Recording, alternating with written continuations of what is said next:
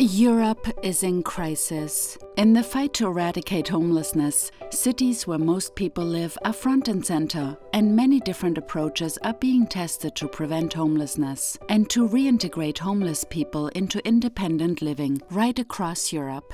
Everyone has a right to shelter and housing. Yet, even before the pandemic, homelessness was on the rise in Europe. We have seen increases in unemployment and urban poverty, creating new at-risk groups who struggle to access affordable housing, and the waiting list for people applying to social housing continues to grow.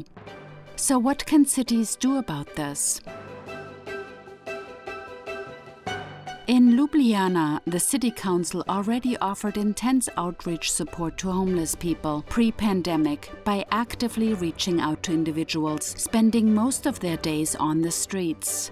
Pairs of NGO caseworkers worked intensively with many people with a wide variety of needs, but who cannot or do not use available help.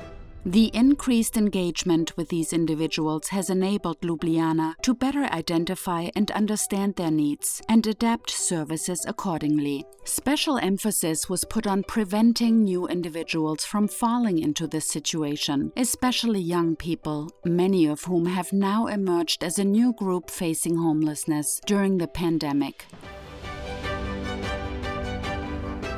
In Brno, a Housing First program provides housing upfront to homeless families without the need to go through other emergency measures first.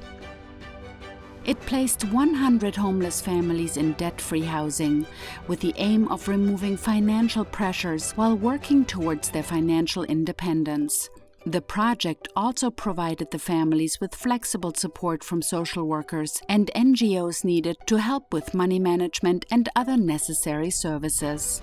The overall aim of the program is to find rapid and innovative ways to effectively end homelessness by providing long-term solutions and intensive case-by-case support. After 4 years, 82% of the families are in stable housing and are becoming increasingly independent.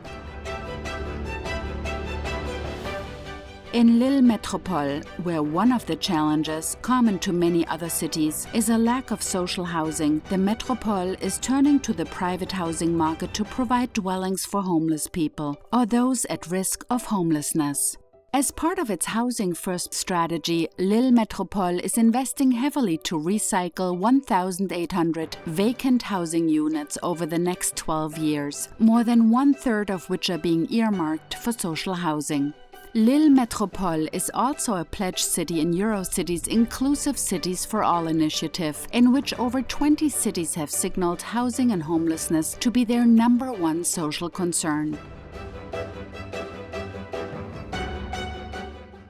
In Utrecht, there is a focus on prevention of homelessness. As a human rights city, Utrecht wants to ensure that everyone who lives in the city has a shelter and is able to live a normal life. This includes identifying debts in time, such as people who have missed 2 months of rental payment, and offering quick assistance to find a path out of indebtedness.